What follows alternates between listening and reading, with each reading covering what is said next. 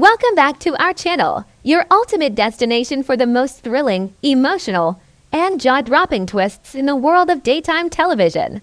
Today is a spectacular day to dive deep into the scandalous drama currently shaking up Los Angeles, so grab your favorite beverage. Get comfortable, and let us explore the explosive new dynamics that are threatening to tear a powerful family apart from the inside out. The Malibu beach house, normally a sanctuary of sunlit tranquility and crashing ocean waves, has recently transformed into a monument of heartbreak and toxic rebounds for Will Spencer. Following his catastrophic breakup with Electra Forrester, a split defined by violent outbursts, corporate betrayals, and a devastating punch to Eric Forrester's face, Will has been spiraling into a dark, drunken abyss. The walls of the beach house have witnessed his profound grief and his desperate attempts to numb the agonizing pain of losing the woman he truly loved. However, the emotional vacuum left by Electra's sudden departure has not remained empty for long. Into this vulnerable void stepped Melissa Dillon, the woman whose sweet, unassuming facade masks a fiercely calculated ambition. She has seamlessly integrated herself into Will's shattered life, using his absolute lowest moments as the perfect opportunity to cement her status as his indispensable savior and lover. Liam Spencer, ever the protective older brother, arrives at the beach house with heavy concern weighing on his shoulders. The recent weeks have been an absolute nightmare for the Spencer family, with Will's shocking arrest and the subsequent public relations disaster threatening to tear their lives apart. Liam knows all too well the destructive patterns that a broken heart can trigger. Having navigated his own share of torturous romantic entanglements with Hope Logan and Steffi Forrester over the years, he comes to the beach house not to judge, but to offer a lifeline, hoping to pull Will out of his depressive stupor and guide him back to the light. Liam's intentions are pure, driven by a deep-seated fraternal bond and a desperate need to see his younger brother survive the emotional wreckage left by the Forrester family's harsh and unforgiving banishment.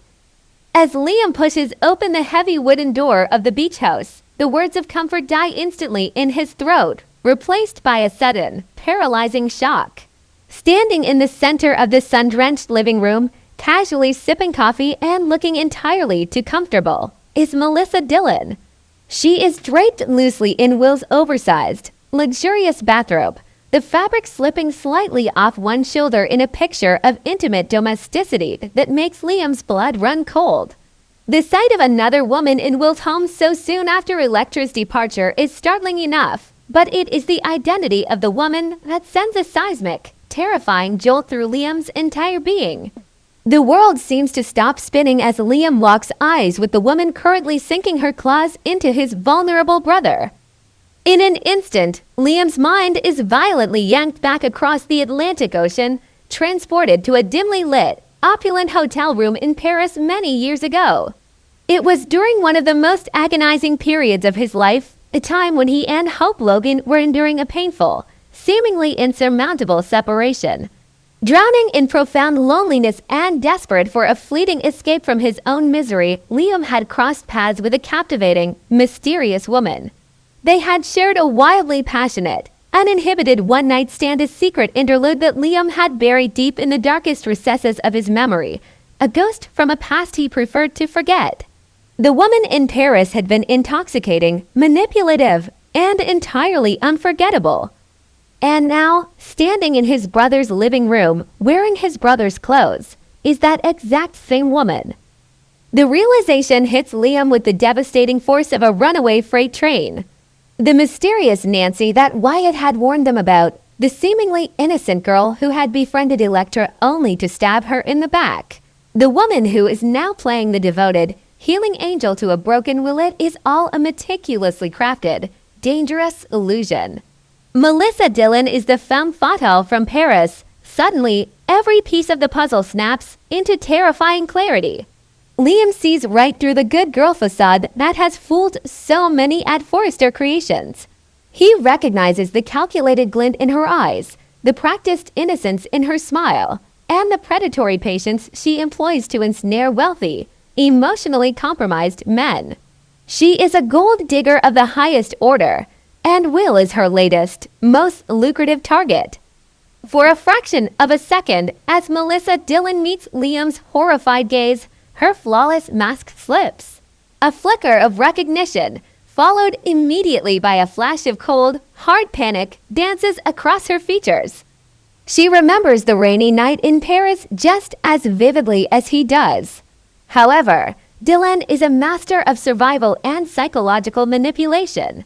Before Liam can even articulate the accusation forming on his trembling lips, she smoothly recovers, her expression morphing into one of polite, slightly confused hospitality. She pulls the robe tighter around herself, projecting the image of a modest, caring girlfriend caught off guard by an unannounced visitor. The silent, electrifying tension between them is a declaration of war, a mutual understanding that her darkest secret has just walked through the front door. The suffocating silence is shattered by the sound of Will's footsteps descending the stairs. He emerges looking disheveled but relaxed, the hard edges of his recent trauma temporarily softened by the intoxicating high of his new rebound romance. Will is blissfully ignorant of the silent warfare occurring in his own living room. He walks over to Dillon, wrapping a possessive arm around her waist and pressing a tender kiss to her temple, a gesture that makes Liam physically nauseous. Will greets his brother with a mixture of defensiveness and forced casualness, anticipating a lecture about moving on to fast from Electra. He has no idea that the lecture he is about to receive will not be about the speed of his recovery, but about the lethal venom of the snake he has invited into his bed. Liam cannot contain the absolute panic and rage boiling within him. The protective older brother instinct overrides any sense of tact, diplomacy, or timing. He demands that Dillon leave the room immediately, his voice shaking with a terrifying intensity that instantly puts Will on high alert. Will, already feeling marginalized and judged by the world following his arrest and the Forrester family's brutal rejection, immediately bristles at Liam's authoritative tone. He tightens his grip on Dillon, refusing to let his brother dictate the terms of his life in his own home. The stage is set for an explosive confrontation, as Liam realizes he cannot gently ease Will into the truth. He must tear the band-aid off and expose the rotting wound beneath. With no other option, Liam drops the devastating bombshell right there in the living room. He points an accusing finger at Dillon and reveals the sordid truth about their passionate, anonymous night in Paris. He spares no details, exposing the exact seduction tactics she used, the way she targeted his vulnerability during his separation from Hope, and the ruthless efficiency with which she operated. Liam warns Will that Dillon is not the sweet, supportive friend she pretends to be. She's a calculated predator using the exact same playbook to manipulate him. He desperately tries to make Will see that Dillon's presence at the beach house is not a coincidence or a twist of fate, but a highly orchestrated maneuver to secure her status and wealth by sinking her hooks into the Spencer heir. To Liam's absolute horror, the revelation does not have the desired effect. Instead of shock and revulsion, Will's face contorts with defensive, blinding fury. To understand Will's reaction, one must understand the profound psychological trauma he has endured over the past few weeks. He has been stripped of his dignity, banished by Eric Forrester, threatened by Ridge, and utterly discarded by Electra, who chose her family over their love. Will is currently a drowning man, and Melissa Dillon is the only piece of driftwood he has found. To accept Liam's truth would mean accepting that he is completely alone, that his savior is actually an executioner, and that his judgment is fundamentally broken. His fragile ego simply cannot process another betrayal of this magnitude. Will fiercely lash out at Liam, his voice echoing off the vaulted ceilings of the beach house. He accuses Liam of being insanely jealous and trying to control his life, projecting the toxic, overbearing dynamics of the Forrester family onto his own brother. Will screams that Liam cannot stand to see him happy, that Liam secretly wants him to remain a broken, pathetic mess pining over Electra so that Liam can feel superior. The deep-seated insecurities that Will has harbored for years, the feeling of being the lesser Spencer brother, the one who always messes up and needs rescuing, bubble to the surface in a toxic geyser of resentment. He refuses to believe that Dylan's affections are anything but genuine, clinging to the illusion of her love with a desperate, terrifying ferocity. The tragic irony of this situation is not lost on anyone in the room. Liam, a man whose own romantic history is a chaotic tapestry of waffling between Hope and Steffi, of overlapping relationships and massive moral compromises, is suddenly trying to play the righteous, moral authority. Will seizes upon this hypocrisy, brutally throwing Liam's past mistakes in his face. He mocks Liam's inability to maintain a stable relationship, questioning how a man who has caused so much pain to the women in his life could possibly lecture him about toxic romance and manipulation. Will weaponizes Liam's history to invalidate his warning, creating an impenetrable shield of denial around himself and Melissa Dillon.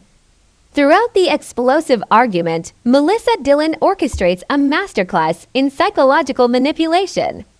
She does not scream or fight back. Instead, she plays the ultimate, fragile victim. She shrinks against Will, her eyes brimming with perfectly timed crocodile tears, projecting an aura of terrified innocence. She softly denies Liam's accusations, claiming that he must be mistaking her for someone else, or worse, that he is deliberately making up horrific lies to destroy the only good thing Will has left in his life. By playing the fragile, wronged woman, she effectively forces Will into the role of her valiant protector, cementing his unwavering loyalty to her and deepening the bitter chasm between the two brothers. As Liam watches the dynamic unfold, a cold, sickening realization washes over him. The trap is not just set, it has already snapped shut. He sees the absolute devotion in Will's eyes as he defends Dylan, the way Will physically shields her from Liam's accusations. Dylan has completely rewired Will's reality, turning his own family into the enemy and positioning herself as his sole ally in a cruel, unforgiving world. Liam realizes that by attacking Dylan directly, he has inadvertently strengthened her hold on his brother. The playbook she used in Paris was child's play compared to the psychological warfare she is currently waging in Los Angeles. And the stakes to Spencer's fortune, the family legacy, and Will's sanity are astronomically higher. This fraternal war will send devastating shockwaves through the entire Spencer empire. Bill Spencer, completely unaware of Dylan's history with Liam, has been secretly supporting this new romance, viewing Dylan as a useful pawn to permanently sever Will's emotional ties to the Forrester family. When Bill learns of this explosive confrontation, he will be forced to choose between Liam's desperate warnings and his own Machiavellian strategies. Meanwhile, Katie Logan, who is already deeply suspicious of Dylan and actively investigating her past, will find her absolute worst fears validated.